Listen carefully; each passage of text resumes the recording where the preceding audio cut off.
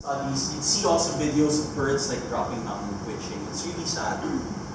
And one of the effects of DDT is it thins the eggshells. It thins the eggshells that the birds lay. And it also creates the possibility for the birds to lay deformed eggs. So that's at low exposures. At high exposures, they drop down dead. And that's why she called it the silent spring, because there was a specific time, springtime, when the birds stopped singing. That's why it was the silent spring. Years before that, you'd wake up and spring was about the birds singing.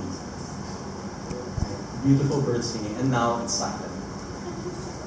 How I wish Magu was here. Really like this. So that's it for our start. You can Google or YouTube all of this. It's awesome. Okay, and the book is downstairs as well. I'm not being paid to plug the book. Okay, so one lesson. Okay, there are a lot of other lessons that you can get from this, but one lesson for me, what it means to me. Maybe I'll black this out first before I start blaming media. One of my favorite sayings is actually, the road to hell is paved with good intentions. So, in this case, I'm sure a lot of people in the chemical companies, a lot of people in the government, a lot of people in industry had well-meaning intentions. Hey, DDT, it kills the mosquitoes and people don't die, right? People don't die after we spray them, so it must be okay. And so let's paint the whole town red with DDT. And so even if it was a very good intention, it had disastrous effects on the environment. Fish were dying.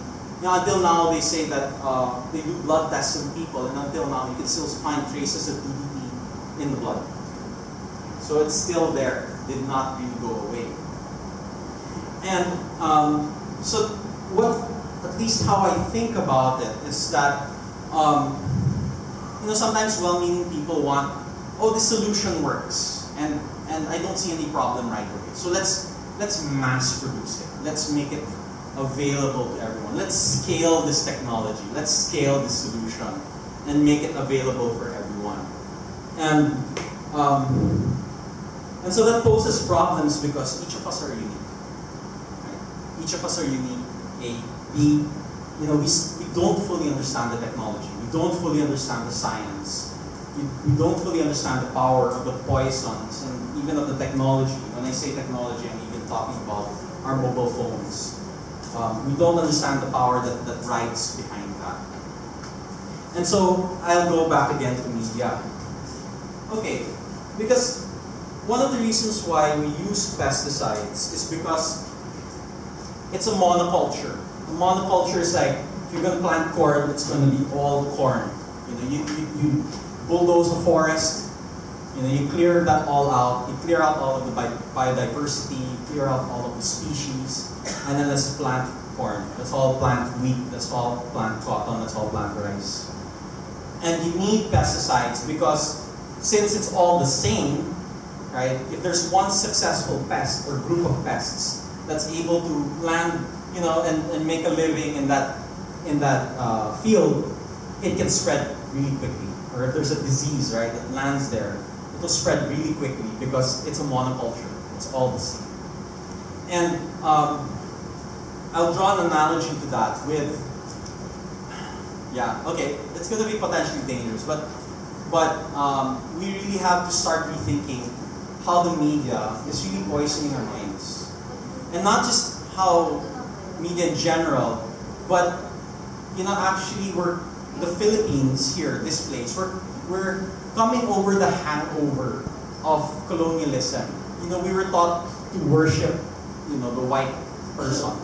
I have nothing against them, but subliminally, if we're watching them in our movies and big screen, we're following what they do in Hollywood.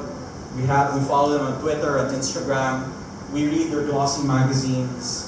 Subliminally, it reinforces that value, right? That subliminal value that they are superior, or at least their beauty, their standard of beauty, is what we need to conform to. And so I'm calling it out as early as now. And I'm saying this because I love you guys. I'm concerned about you guys.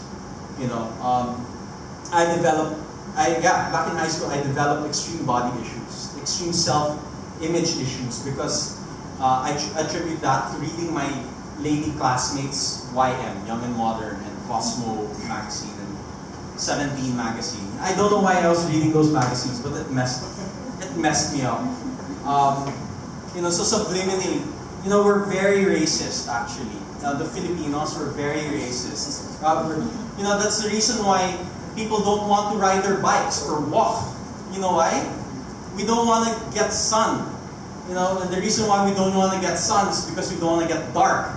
And the reason why we don't want to get dark is because we're racists. Okay? I'm saying it now because I don't know when else I can say it. But it gives you something to think about. It really gives something to think about. And it's okay to be racist. It's okay to say, yes, I'm racist, and I'm also, you know, I'm racist against certain people because of their skin color. I'm racist, and I'm also a victim of racism. Right? And so after the racism, we have the classism.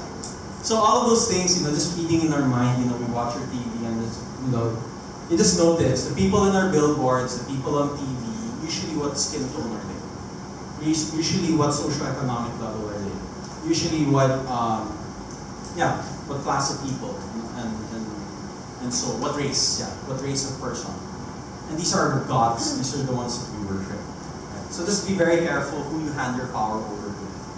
Right? Okay, just tell me if I'm going over time, okay? Just like, just say like 5 minutes or something like that. A little bit. I am sorry. Okay, I have like 1, 2, 3, 4, 5 more slides. And I'll blaze through them really fast. I left my email address here, so if you want to talk more, if you want to process this stuff, I think it's important. I forgot to put that in my warning disclaimer. So I'm going to put out a lot of poison, and I think we need to talk about this. We need to like have therapy, group therapy, and just make sure that you guys are okay. I don't want you guys like going home and feeling terrible about yourselves, okay? I'm here to give hope. I hope, okay?